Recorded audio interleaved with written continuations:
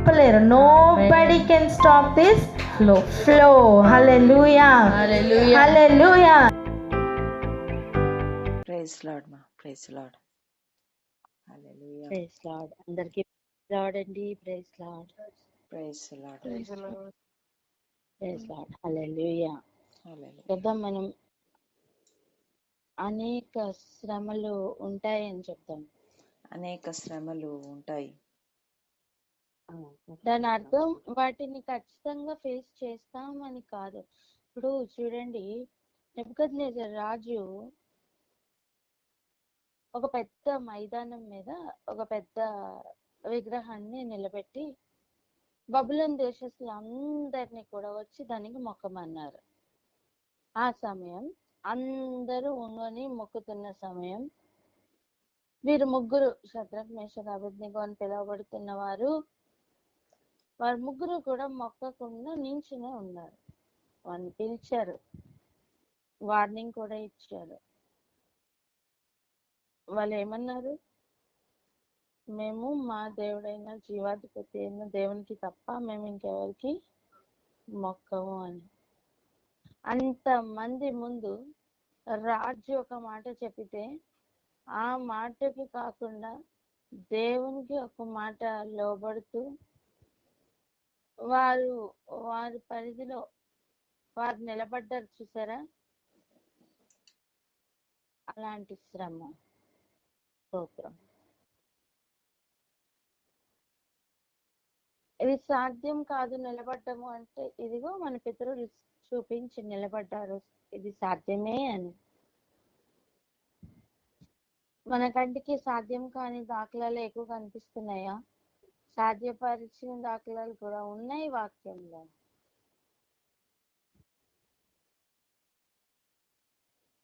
ఈరోజు మన పరిస్థితి ఇంకొంచెం ముందుకు వెళ్ళిన తర్వాత మనం కూడా చరిత్ర లోపలికి వెళ్తాం కదా. అప్పుడు ఏముంటుందండి?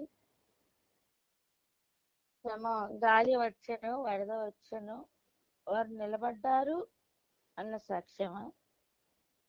లేదా గాలి వచ్చాను, గాలి అయినా రాకముందే గాలి శబ్దానికే వాళ్ళు పడిపోయారు అన్నట్లుగా ఉంటే బాగుంటుందా? సరే, రాజు ఏమి ఊరుకోలే. రాజు పిలిచి వార్నింగ్ ఇచ్చాడు. 7 సార్లు అగ్నిగుండంను పెంచారు. వేడి పెరిగింది, అగ్ని పెరిగింది, అన్ని పెరిగింది. ఆ సమయం కూడా వాళ్ళు వెనక్కి వెళ్ళిపోలేదే. ప్రభువు అటువంటి విశ్వాసాన్ని కోరుకుంటున్నారు.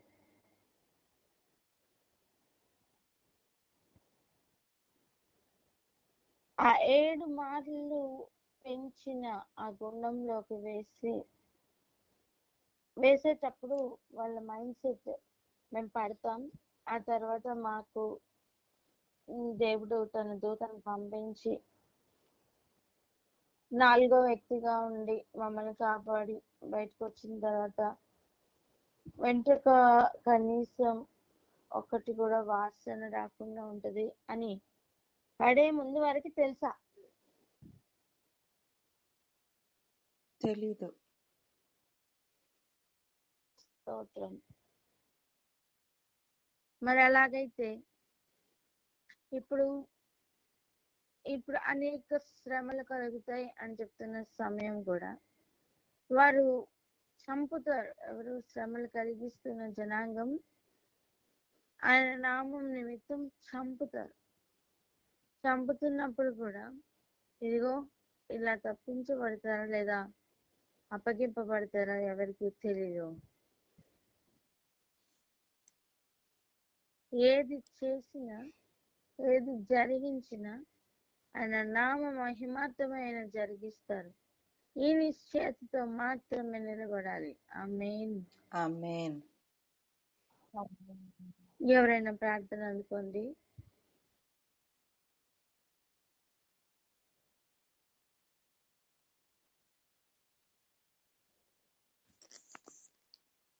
హల్లెలూయా.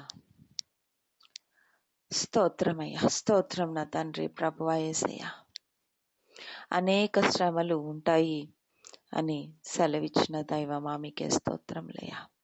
అవునయ్యా, నెబుకద్నెజరు కాలంలో నా తండ్రి ప్రభువా, ఆయన ఒక విగ్రహమును నా తండ్రి పెద్ద మైదానంలో పెట్టి ప్రతి ఒక్కరూ ఆ విగ్రహమునికి మొక్కవలనని నా తండ్రి ఆజ్ఞ ఇచ్చినప్పుడు అనన్య, మిషాయేలు, అజర్యా వారు మాత్రము ఆ విగ్రహమునకు నా తండ్రి మొక్కకుండా వారు అలాగే నిలబడి ఉండగా నా తండ్రి ప్రభువా, రాజు ఆజ్ఞను కూడా నా తండ్రి ప్రభువా యేసయ్య వారు తిరస్కరించి రాజైన నా తండ్రి ప్రభువా, రాజులకు రాజైన మీరు మాత్రమే దేవుడని, మీరు మాత్రమే నిజమైన ఆరాధికుడని నా తండ్రి ప్రభువా వారు నమ్మి ఉన్నారు ప్రభువా.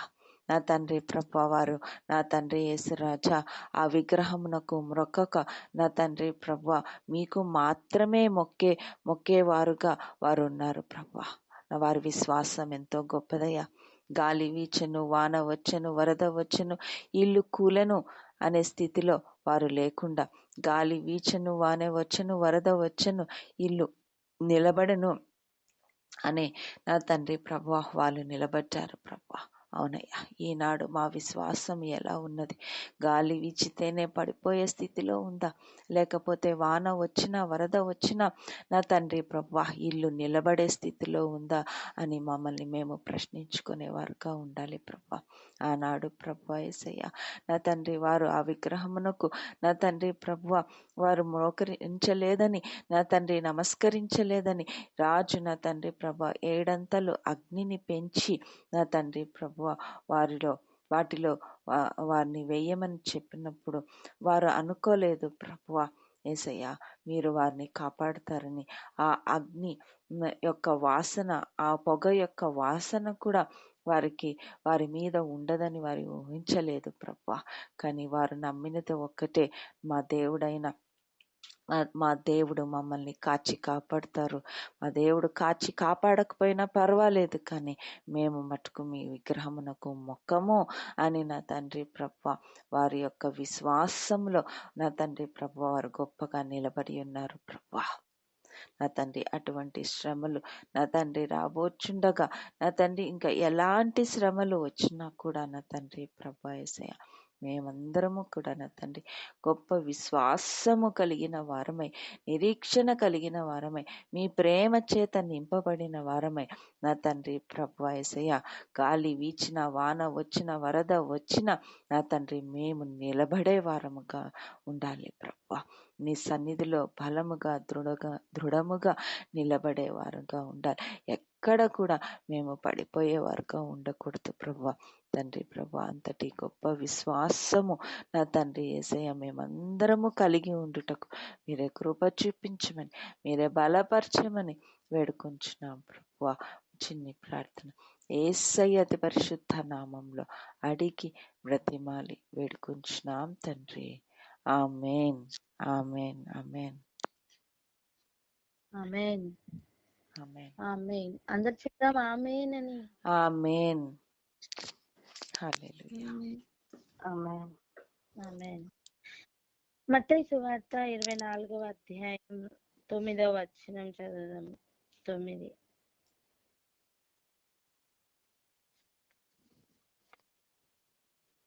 మత్తయి సువార్త 24వ అధ్యాయం 9వ వచనం.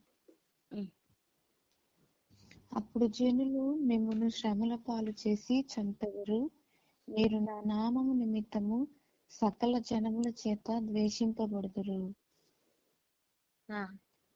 చూడండి, భయంకరమైన ద్వేషమును రుచి చూడవలసి వస్తుంది.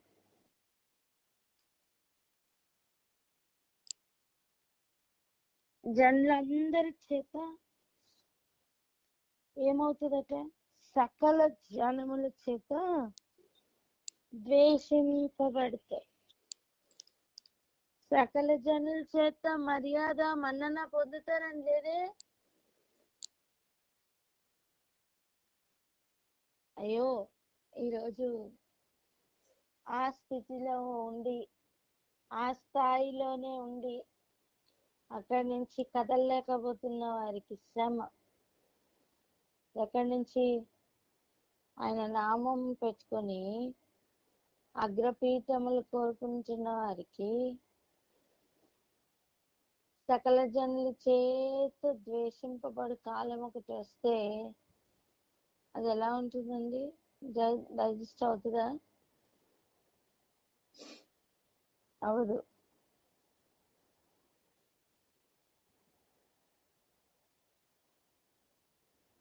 ఇది జరగవలసే ఉన్నదండి. ఇది ఎలా ఉంది? ఇది జరగవలసి ఒకటి నమ్మండి, ఆ రోజు ఈ రోజు కంటే కూడా, అంటే ఆది అపోస్తలుల కాలంలో ఉన్న పరిస్థితుల కంటే ఇప్పుడున్న పరిస్థితుల కంటే కూడా ఎక్కువ వర్జన్ కాబోతుంది, ఎక్కువ ఎక్కువ ఇంకా భయంకరం కాబోతుంది ప్రపంచంలో పరిస్థితులు. ఆయన నామం కోసం మరి నిలబడే ఆ తీర్మానం తీసుకోవాల్సిన పరిస్థితి వచ్చింది. ఇక ముందుకు ప్రతిదీ కూడా మనం ఏం చేస్తున్నా, ఏ రూల్ వస్తున్నా, ఏది ఇంప్లిమెంట్ అవుతున్నా అన్నీ కూడా ఈ ఈ యుగ సమాప్తి వైపే పరిగెడుతున్నాయి. ఆల్రెడీ యేసు ప్రభు వచ్చిన సమయమే ఏమని మెన్షన్ చేస్తున్నారంటే, యుగముల అంతమందు ఆయన వచ్చినట్లుగా. దేనంతమందు? యుగముల అంతమందు, ప్రపంచముల అంతమందు, యుగముల అంతమందు ఆయన శరీరధారిగా వచ్చారని. ఆయన వచ్చిందే మనకి 2000 సంవత్సరాలు దాటుతుంది కదా. అప్పుడు ఆయన టైంనే యుగముల అంతం అన్నారు అంటే మనమున్న పీరియడ్ ఇంకెటువంటి పీరియడ్? ఏదేమైనప్పటికీ కూడా ముందున్న పరిస్థితుల కంటే, ఇప్పుడున్న పరిస్థితుల కంటే సొఫిస్టికేటెడ్ గా అయితే పరిస్థితులు ఉండవు. జనులందరి చేత ద్వేషింపబడుతున్న ఒక రిజెక్షన్ ని ఫేస్ చేయవలసిన పరిస్థితులు ఉంటాయి. ఆ గుండంలో పడేస్తానని చెప్పినప్పుడు వారు రాజానికి మేము చెప్పవలసిన అవసరం మాకు లేదు, మా దేవుడికి మేము మొక్కుతాం, వీటికి మేము మొక్కం అని చెప్తున్న సమయం రాజు గట కోపం మండింది. రాజుని అలా అంటారా అని అక్కడున్న వారికి కూడా ఎలా ఉంటుందండి? కోపమే ఉంటుంది. ఇలా అద్భుతంగా ఆయన కాపాడచ్చు, కాపాడకపోవచ్చు. ఎందుకంటే జనులు మిమ్మల్ని శ్రమల పాలు చేసి చంపెదరు అనే స్టేట్మెంట్ కదా ఇచ్చారు. అక్కడ నేను తప్పించదను అనే స్టేట్మెంట్ ఇచ్చారా?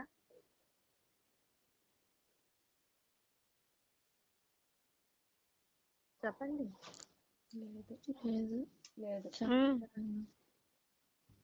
ఇవ్వలేదు.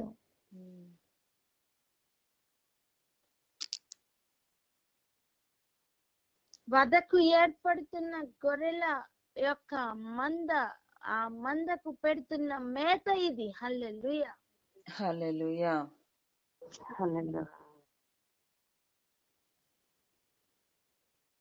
దీని యొక్క శ్రేష్టత వధకు ఏర్పడిన గొర్రెలకి గ్రహింపులోనికి వస్తుంది. ఆమేన్, ఆమేన్.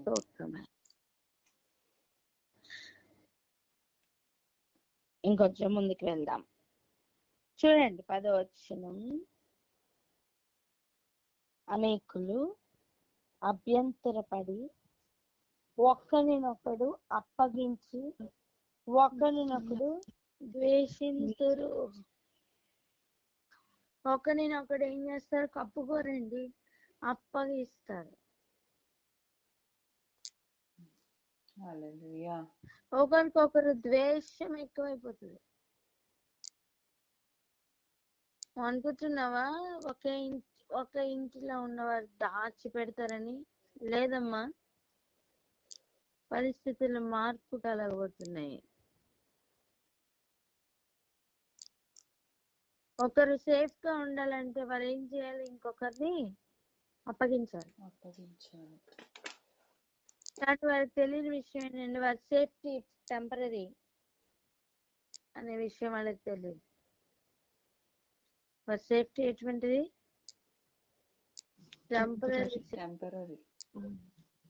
Temporary safety. ఒకరినొకరు అప్పగిస్తున్న కాలం అది. అంతేకాదు, చూడండి, అనేకులైన అబద్ధ ప్రవక్తలు వచ్చి పలువురిని మోసపరచెదరు. అబద్ధ ప్రవక్తలు కొంతమంది వస్తారా? అనేకులు వస్తారా? చూడండి, అనేకులు.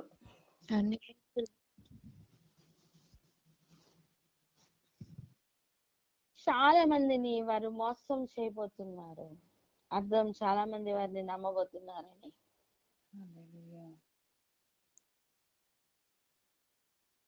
అబద్ధ ప్రవక్తలు మోసం చేయడానికి వారు సిద్ధమవుతున్నారు. ఇప్పుడు చూడండి, సత్యం ఏదో తెలియకపోతే అబద్ధాన్ని ఎలా గుర్తుపడతావమ్మా?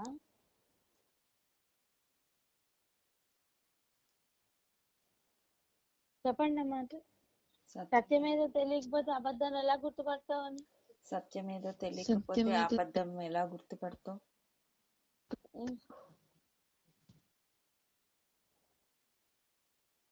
ఇవన్నీ జరగవలసి ఉన్నాయట. ఇవన్నీ జరగవలసి ఉన్నాయి. అమ్మా, 2000 సంవత్సరాల క్రితం ఆయన పుట్టారు అని 2000 సార్లు పండగ చేసుకోవడం అయిపోయింది కదా. మరి ఆయన వస్తారు అని చెప్పిన తర్వాత ఆయన తప్పకుండా వస్తారు కదా.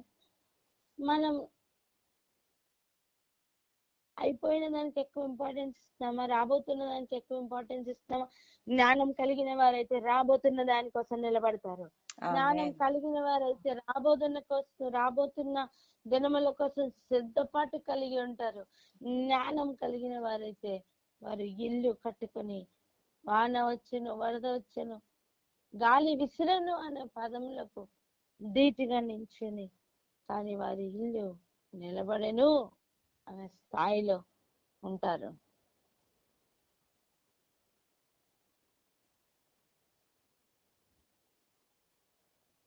మనం ఏ స్థాయిలో ఉన్నాం? మనం ఏ స్థాయిలో ఉంటే మేలు? అనేకులు అప్పగిస్తారు అని చెప్తున్న ఏరియాకి వెళ్ళండి. ఒకరినొకరు అప్పగించే కాలం.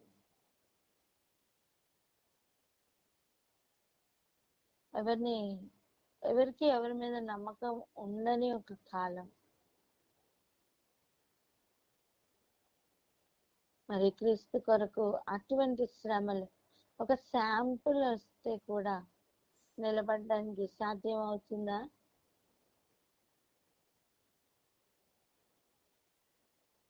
దినములు చాలా చెడ్డవుగా మారబోతున్నాయి. స్తోత్రం.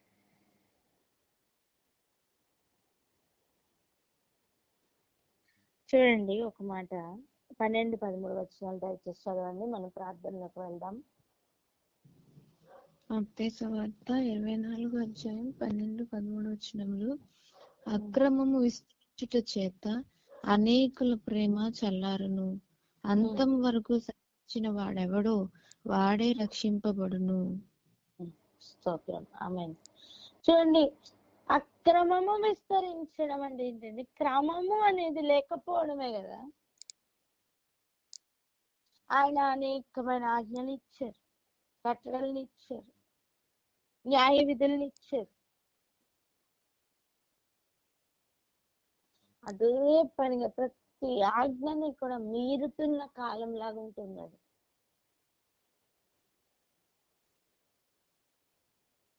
నీ పొరుగు వాడిని ప్రేమించమని వాక్యం చెప్తుంది. దానికి ఆపోజిట్ లో తయారవబోతుంది లోకం.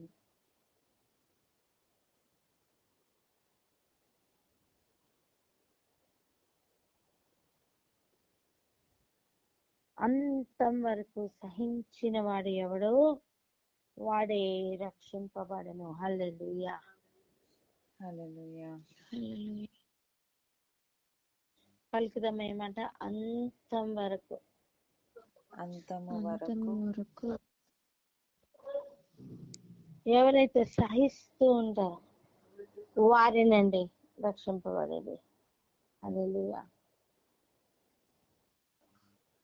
కొంచెం సహనం కూడా అలవాటు కాకపోతే ఎలాగానే మన పరిస్థితుల్లో దేవుడు మనకు నేర్పిస్తున్నది సహనం.